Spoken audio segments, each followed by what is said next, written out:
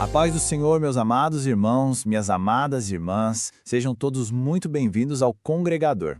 Hoje a gente vai mergulhar fundo num capítulo da Bíblia que é desafiador. Vamos juntos para Jó, capítulo 21. Queria pedir para que você preparasse o seu coração, porque nós vamos ouvir o grito de um homem que, mesmo no meio de uma dor que a gente nem consegue imaginar, teve a coragem de ser brutalmente honesto com Deus.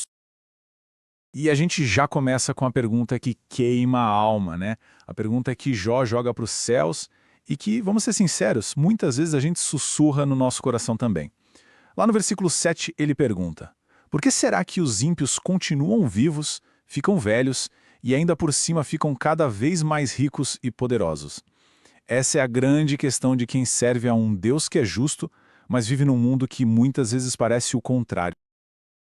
Mas antes de desabafar toda a sua dor, Jó faz um pedido que toca a gente. Ele não está pedindo uma resposta pronta, sabe? Uma daquelas frases de teologia de manual. O que ele quer mesmo é algo muito mais precioso. Ele quer ser ouvido. É como se ele dissesse: olha, o melhor consolo que vocês podem me dar agora é só me escutar. Que lição incrível para nós como igreja. Às vezes, o maior ministério que a gente pode ter é o de estar presente, em silêncio, com o coração aberto para ouvir a dor do outro. E é fundamental a gente lembrar de quem é que está falando, né? Não é um rebelde qualquer. A própria palavra de Deus diz que Jó era um homem íntegro, reto, que temia a Deus e se afastava do mal. Ele perdeu absolutamente tudo, e não foi por causa de algum pecado, mas apesar da sua justiça. Então, é do chão, da sua integridade toda ferida, que ele se levanta para falar. E isso, meus irmãos, dá um peso enorme para cada palavra que ele diz.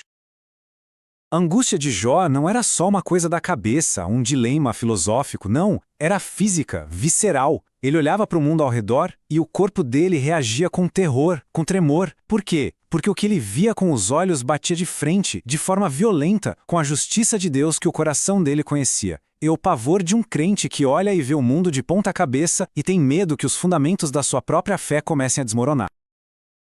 Então, o que Jó faz agora? Ele nos convida para sermos testemunhas junto com ele. Ele não vai usar de filosofia, mas de fatos.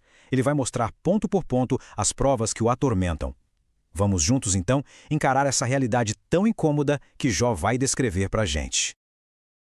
A primeira evidência que ele apresenta: a estabilidade da família dos maus. Eles aproveitam a bênção de ver os filhos crescerem, de ver os netos chegando, a família firmada. As casas deles são como portos seguros, onde o medo não entra. E o que mais choca Jó, a vara da disciplina de Deus, que deveria corrigir quem faz o mal, parece que não os encontra. Eles vivem uma paz, uma proteção que, aos olhos humanos, eles simplesmente não mereciam.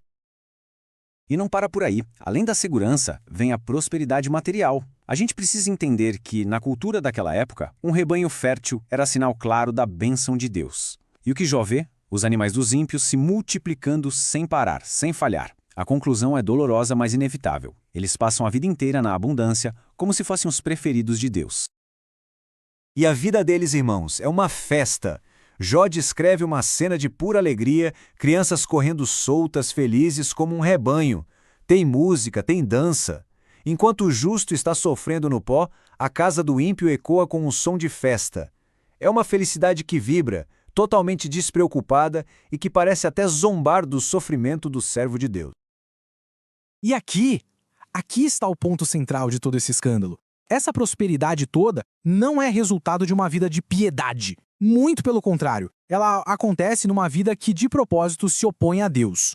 Jó praticamente ouve eles dizendo: fica longe da gente, Deus. Não queremos saber dos teus caminhos. Que lucro a gente tem em servir a ti? É o auge da arrogância, é a declaração de independência do homem contra o seu Criador.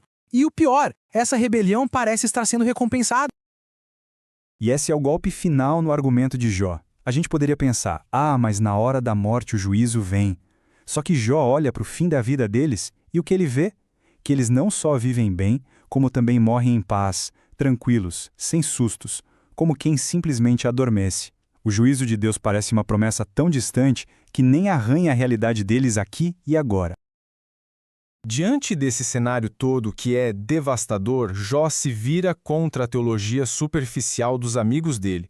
Ele vai usar a realidade nua e crua para demolir aquelas respostas prontas, os clichês religiosos que, em vez de consolar, só machucam ainda mais.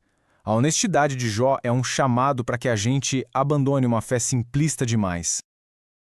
E olha só que sabedoria na maneira que Jó argumenta. Ele não nega que Deus é justo, mas ele questiona com que frequência essa justiça é vista por nós.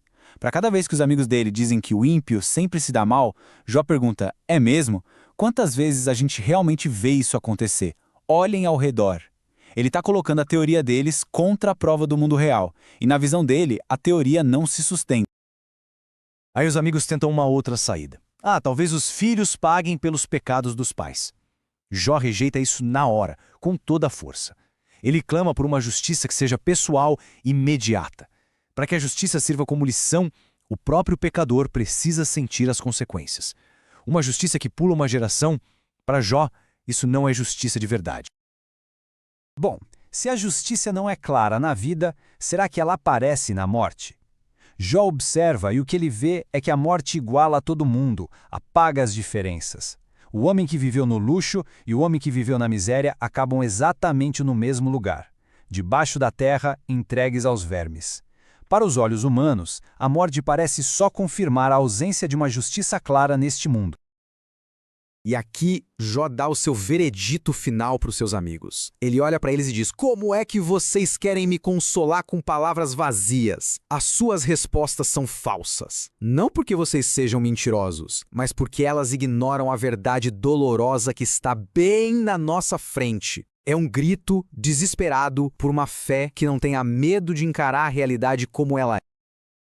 E, meus amados, o que nós, a Igreja do século XXI, fazemos com um capítulo tão intenso como esse? Qual é a aplicação disso para as nossas lutas, para as nossas perdas, para as nossas dúvidas? Vamos pensar um pouco no que a santa coragem de Jó tem para nos ensinar hoje.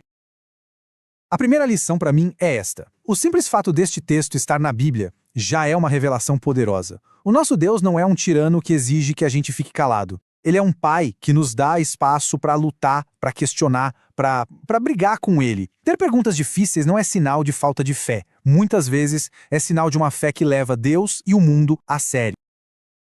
Jó nos força a amadurecer a nossa ideia do que é fé. Sabe, fé madura não é ter um mapa com todas as respostas na mão. Fé madura é a coragem de continuar caminhando no escuro, segurando a mão de Deus e ainda assim levar para Ele as nossas perguntas mais doloridas, confiando que Ele é bom o suficiente para ouvir cada uma delas. É uma fé que se aprofunda não apesar da dúvida, mas através dela.